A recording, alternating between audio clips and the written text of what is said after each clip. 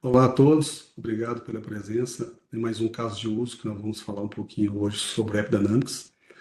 E esse caso de uso é muito focado em identificar transações lentas em uma aplicação. Porque quando nós temos um problema na aplicação, esse problema pode ser diverso. Pode ser um erro, que é mais, digamos, não é direto, deu um erro, o seu usuário vai aparecer a mensagem para ele provavelmente, vai ficar muito infeliz, com certeza, e para a área de operações é até mais fácil identificar um erro explícito. Mas quando nós temos uma lentidão numa transação, isso é muito complexo. Porque se a aplicação, até que pode não ser complexo se a sua aplicação for simples. Mas se a sua aplicação ela faz comunicação com vários componentes, principalmente quando é microserviço, isso tem uma dificuldade muito grande em identificar qual é a porção do código que está causando uma lentidão na aplicação. Feito? Como que nós fazemos isso no Splunk App Dynamics? Primeiro, essa aqui é uma interface gráfica inicial da solução que vai mostrar para a gente quais são os componentes que conversam com quais componentes. Então, nós temos aqui várias camadas, várias tias, vários nodes, tudo interligado numa aplicação só. No meu lado direito, no meu menu, eu tenho um item, uma informação que nos ajuda a ter um detalhe maior sobre como que é o comportamento da aplicação. Essa aplicação, nesse momento, ela está com 96,1% das transações que ocorrem nela são consideradas normais, 1% lento e 2,5% muito lento. E até alguns erros também. Esse reconhecimento do que é lento, o que não é lento, o que é normal, é feito de uma análise muito interessante chamada baseline dinâmica, e faz comparação com o que já ocorreu, baseado no dia da semana, no dia do mês, no horário, para poder falar assim, você nesse momento tem uma transação problemática ou não, tá? Do nosso lado esquerdo, no menu, nós temos transações de negócio. Transações de negócio são todos os pontos de entrada na aplicação realizados pelo usuário. Então, uma aplicação, nesse caso aqui, que é chamada Edge E-commerce, que é um e-commerce de venda de produtos na internet, toda a interação com o usuário, que é realizada com o usuário, chega aqui dentro como uma transação de negócio.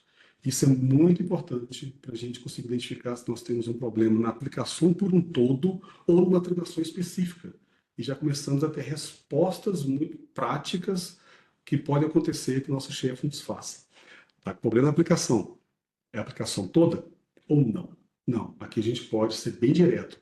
Sim, nós temos problemas na aplicação, está correndo apenas transação de checkout, é o nosso exemplo específico.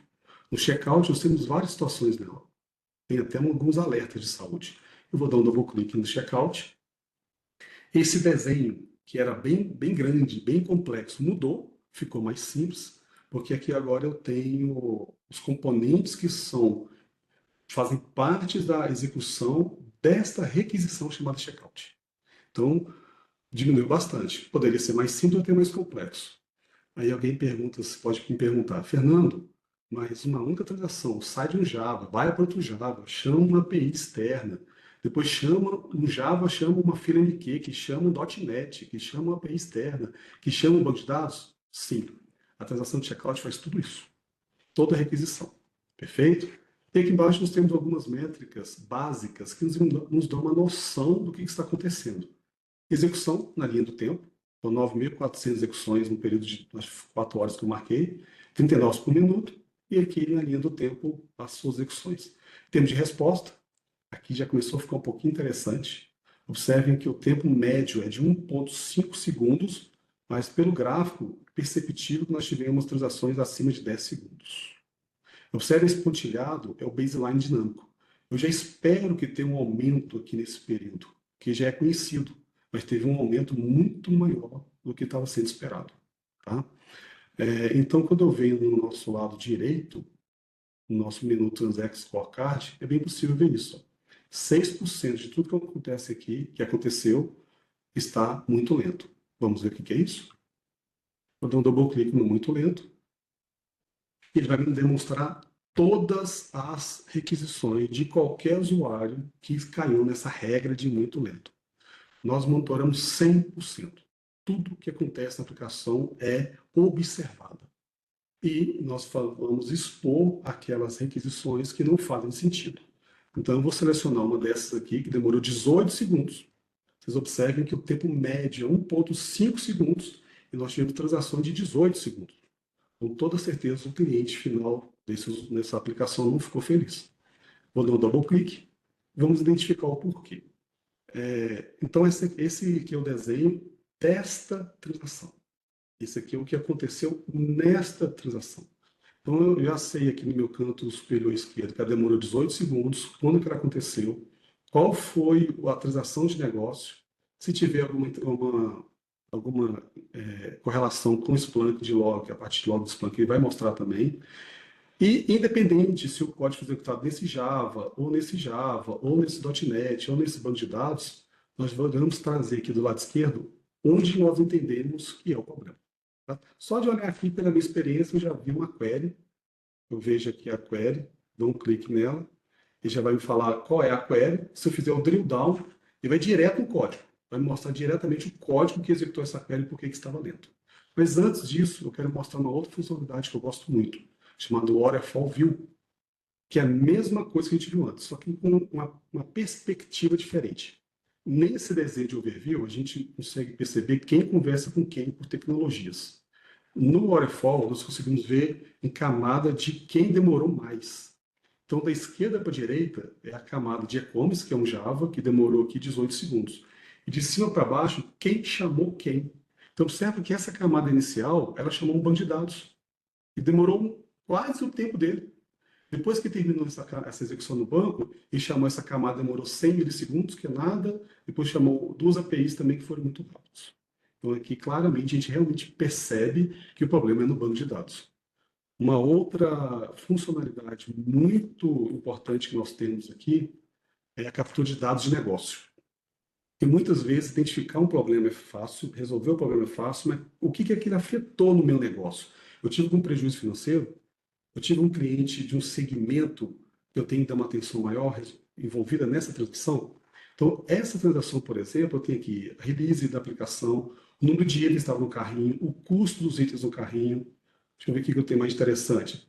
Aqui, ó, qual que é o nome do usuário, qual que é a cidade do usuário, qual que é a ordem ID dele, que eu posso fazer uma pesquisa depois para saber se ele comprou ou não, qual que é a categoria do meu cliente dentro do meu plano de, de, de atender os clientes, Silver, Gold, Platinum, que seja, cada um pode ter o seu, e qual que é o top item que ele está comprando. Então, além de informações técnicas, nós temos informações de negócio. Então, vamos no problema. Vou voltar no overview. Eu vou clicar na query, vou pedir o drill down. Existem várias formas de fazer o drill down, tá? Isso aqui eu fui direto na query. Então, esse pedaço do código foi executado num Java específico, ele abriu esse Java, eu tenho aqui todo o stack trace de todo o código executado, perfeito? Até que eu chego no momento aqui, ó, que eu vejo claramente uma conexão JTBC executando uma query que demorou 99,6% de todo o tempo gasto dentro desse código. Aqui não tem o que discutir, né, gente? Aqui está muito direto que o problema está na query. Agora, se houvesse uma necessidade de ter uma sala de guerra, uma sala de crise, com toda certeza nós não chamaríamos ninguém de rede, ninguém de sistema operacional, apenas o desenvolvedor ou o DBA para ajudar a gente a identificar o porquê que essa query está tão lenta. Então, esse é o caso de uso, para vocês entenderem como é fácil, simples e muito direto identificar se existem transações lentas. E só mais um ponto adicional que eu queria mostrar para vocês, para comprovar realmente que não é problema de infraestrutura. Essa transação foi executada nesse servidor aqui, e esses são todos os dados do servidor do momento da execução dessa transação. Observe que o consumo de CPU da máquina, no momento da transação, que essa barra roxa, estava aqui na faixa de 26% de uso. Efeito memória. Então, não houve nenhuma mudança do comportamento do servidor nessa transação. Poderia ter um pico de CPU, e esse pico de CPU ser o responsável pela lentidão da transação. A gente já viu que não. E a mesma coisa a gente faz para a rede também. Se havia algum problema de perda de pacote, latência, alguma situação estranha no momento da transação na rede? Não, não havia. Então, isso também descarta qualquer tipo de situação de problema de rede. E tem uma outra parte bem interessante também que ele faz, que eu posso pedir para ele analisar, o que ele não mostrou aqui, né? Não mostrou aqui, deveria ter mostrado, eu não vou ficar discutindo. Ela mostrou só um caso aqui. Ele está fazendo o seguinte: eu estou pegando os dados de CPU, disco e memória, e identificando, fazendo uma análise baseline, para saber se o que aconteceu agora, se teve algum desvio padrão no passado. Então, esse é o caso de uso que eu gostaria de ter demonstrado para vocês. Espero que tenha ajudado e que vocês vejam que com o Cisco Web Dynamics é muito fácil identificar transações lentas. Muito obrigado e até a próxima demonstração.